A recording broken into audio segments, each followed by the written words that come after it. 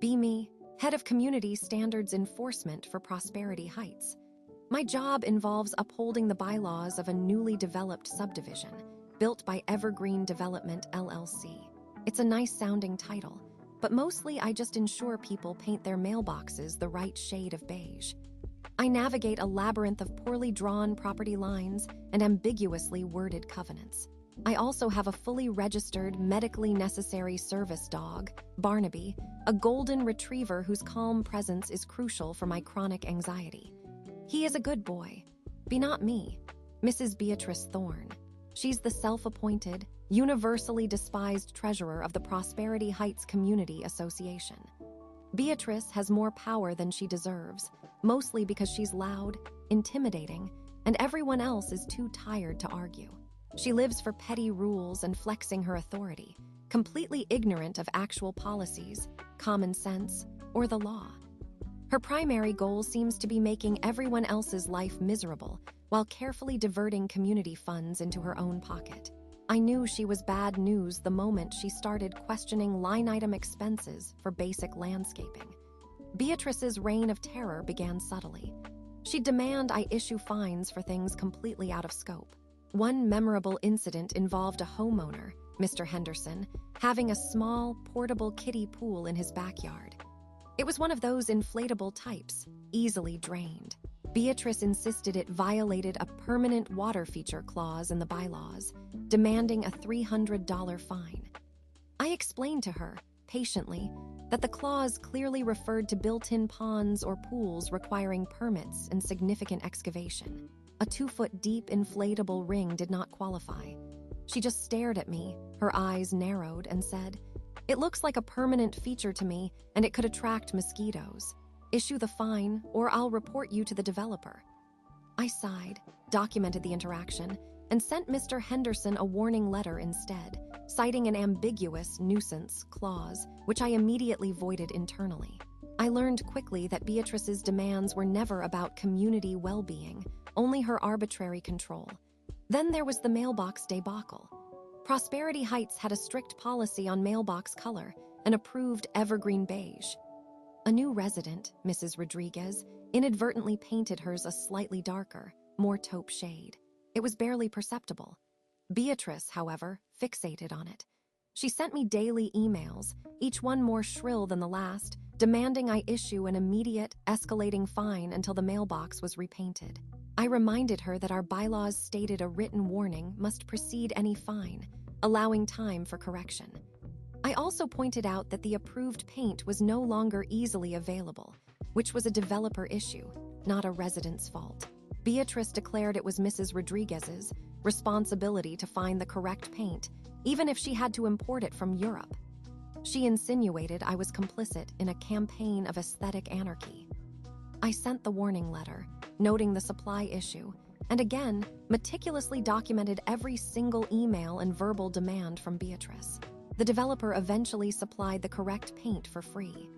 The third major interaction involved the community drainage system.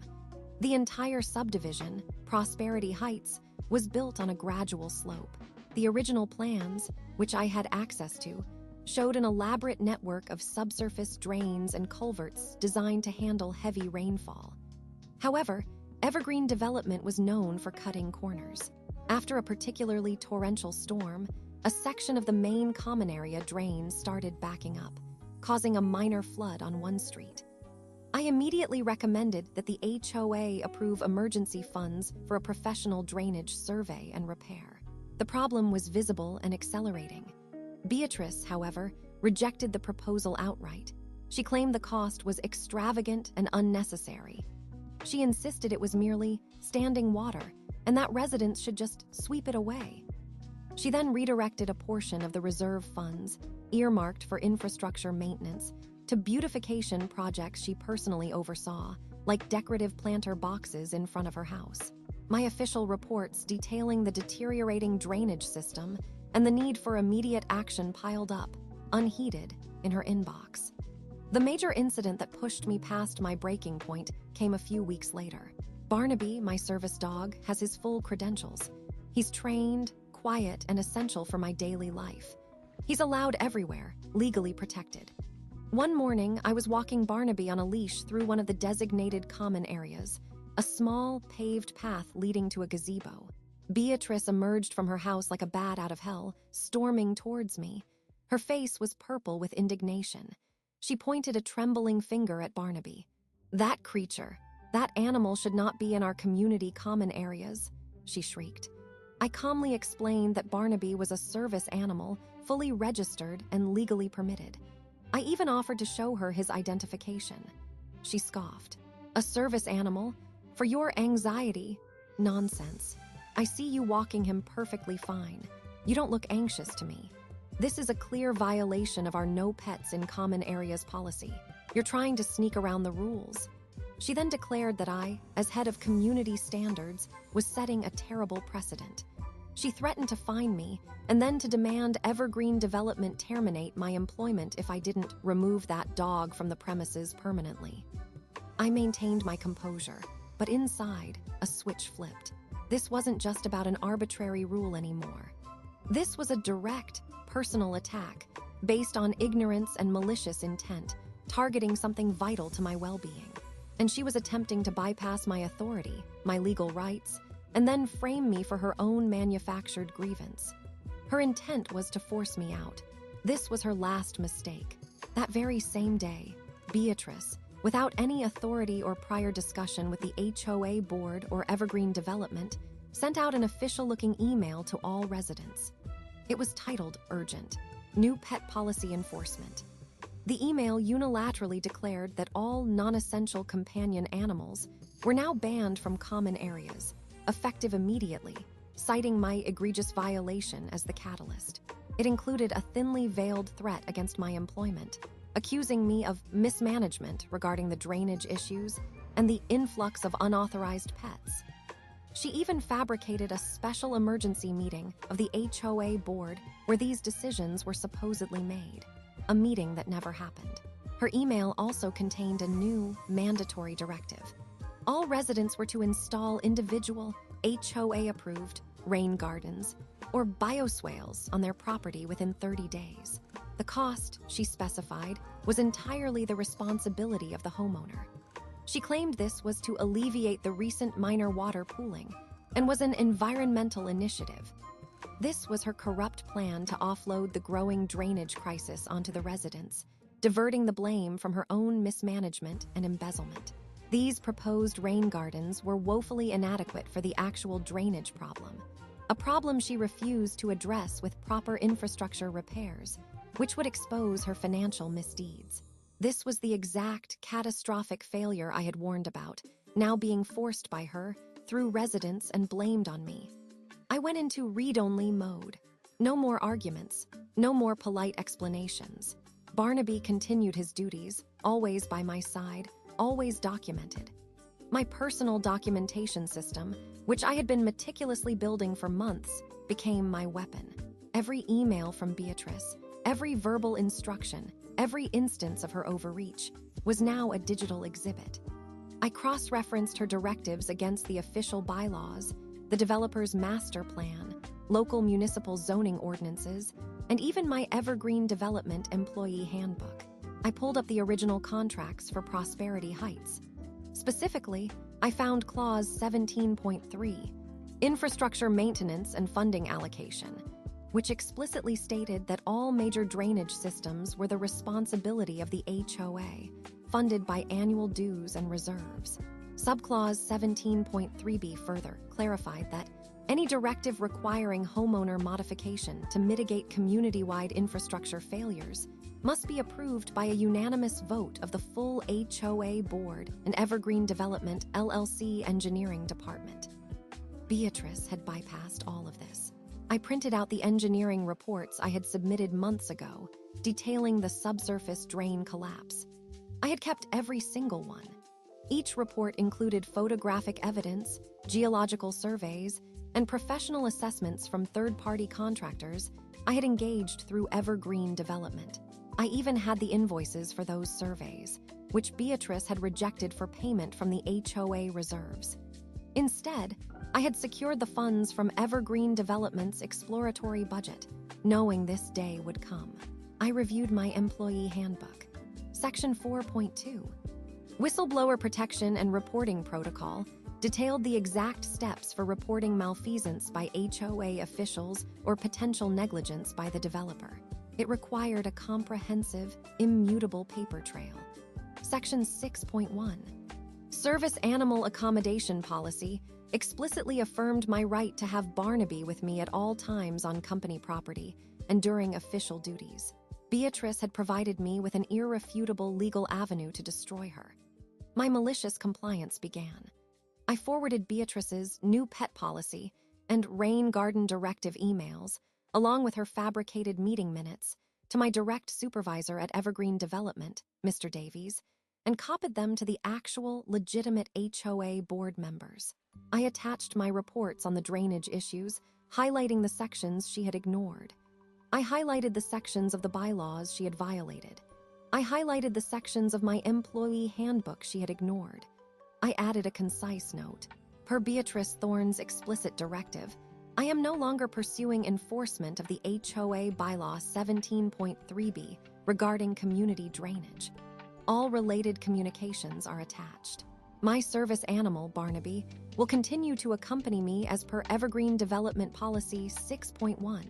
See attached legal precedent for service animal accommodation. I didn't argue. I just provided the facts and her commands. The storm hit Prosperity Heights exactly 2 weeks later.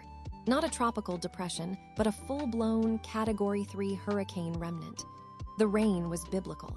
Within hours, the minor standing water Beatrice had dismissed became raging torrents.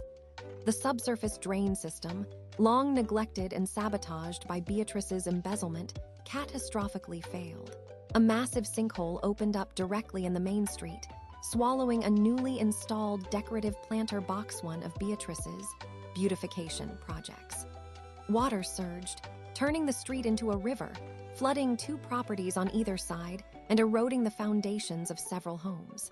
The very rain gardens Beatrice had forced residents to install were completely overwhelmed, becoming open sewers. Emergency services were called. Beatrice, predictably, was the first on the scene, shrieking into her phone. She spotted me standing calmly with Barnaby, observing the chaos. This is your fault," she screamed, pointing at the gaping maw in the road. "You didn't enforce the rain garden policy. You let your dog distract you from your duties. You deliberately sabotaged the drainage." I simply met her gaze. "I documented everything, Mrs. Thorne, every one of your directives, every rejected repair order, every diversion of funds, every email you sent, including the one fabricating a new pet policy and blaming me for the drainage issues."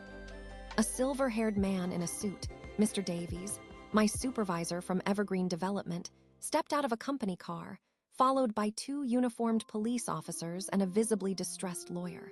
"Mrs. Thorne," Mr. Davies said, his voice cold and precise, "it seems we have a lot to discuss." Beatrice spluttered. "This is absurd. He's lying. He's incompetent. He let his dog run wild and neglected his job." Mr. Davies turned to me. "Your reports, Mr. Smith, all of them."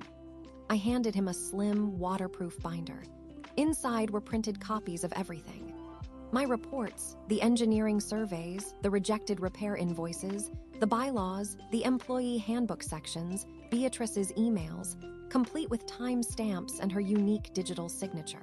"Mrs. Thorne," the lawyer interjected, "your fabricated email about a new pet policy and mandatory rain gardens, combined with your repeated refusal to address the documented drainage issues, constitutes a severe breach of your fiduciary duties, misrepresentation, and gross negligence, not to mention the direct diversion of HOA funds away from necessary infrastructure." The police officers then stepped forward, one holding a tablet. "Mrs. Thorne, we have received a report regarding significant financial irregularities within the Prosperity Heights Community Association, specifically pertaining to the treasurer's account. We need you to come down to the station for questioning." Beatrice's face went from purple to ashen. She tried to protest, but her voice cracked. She was led away, still muttering about my lying dog and incompetent enforcement. The immediate aftermath was swift and brutal. Evergreen Development, LLC, eager to avoid a class action lawsuit, immediately began emergency repairs on the drainage system at their own expense. They also commissioned an independent forensic audit of the HOA's finances. Mr. Davies personally apologized to me for Beatrice's behavior and my troubles. Update: a week later. The forensic audit confirmed extensive embezzlement by Beatrice Thorne. She had siphoned over $200,000 from the HOA's reserve funds, primarily by rejecting legitimate repair bids and funneling money into shell companies she controlled, disguised as beautification projects and consulting fees. The full HOA board, now fully aware of the scale of her malfeasance and the impending legal action, voted unanimously to strip her of all power and initiate legal proceedings against her. They also issued a formal, public apology to me and the residents for Beatrice's conduct. Barnaby received an honorary Good Boy certificate from the new interim HOA president. Update: 3 weeks later. Beatrice Thorne was formally charged with multiple counts of fraud and embezzlement. Evergreen Development, LLC, facing potential liability for the property damage caused by the drainage failure, settled with the affected homeowners. They also revised their internal policies to ensure tighter oversight of HOA finances in their developments, and introduced a new, comprehensive service animal policy that explicitly stated all legal protections. The new HOA president personally approved the full, professional repair of the community's drainage system, paid for by Evergreen Development, and rescinded all of Beatrice's arbitrary rules. My service dog, Barnaby, is now something of a local hero. Update: 2 months later. Beatrice Thorne was found guilty. She was sentenced to significant prison time and ordered to pay restitution, which she can't. Her house in Prosperity Heights, the one with all the beautification projects she paid for with stolen funds, was seized to help cover the costs. It turns out the poor property lines she had used to harass other residents were perfectly clear when it came to repossessing her assets. The developers completely rebuilt the affected street and foundations, and the community finally has a robust drainage system. And me, I got a promotion, a significant raise, and an official commendation. Barnaby got extra treats and belly rubs, which, let's be honest, was his real goal all along.